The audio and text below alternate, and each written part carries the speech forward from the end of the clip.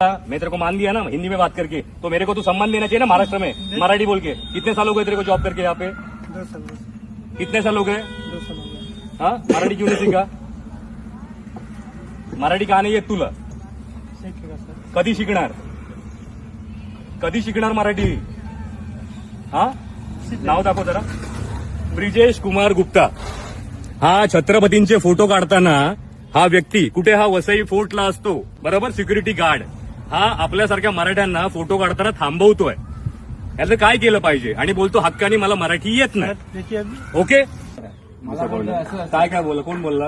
आता हे लोक काय बोलले ते ऐकत नाही. दादागिरी दाखवत आम्ही दादागिरी नाही तू बोला ना. दाखवलेली आहे. नहीं तुला फेमस व्हायचंच आहे म्हणजे ना. नहीं सर सुनिए। पहिली गोष्ट, तुला मराठी बोलता येत नाही, बरोबर. चल नाही येत, नाही येत, पण तू आता भाईगिरी करून ह्याला घेऊन आलास. तुला किती असेल 3 मन? आता लक्षात ठेव, तुला फेमस तर करणार आणि तुला या जॉब असणं तर जावं तर लागणार. आणि तुम्ही छत्रपतीला मान आहे ना इकडे देत नाहीत ना. वसई एकुडेही वसई फोर्ट, इथे छत्रपतींचे व्हिडिओ बनले पाहिजे.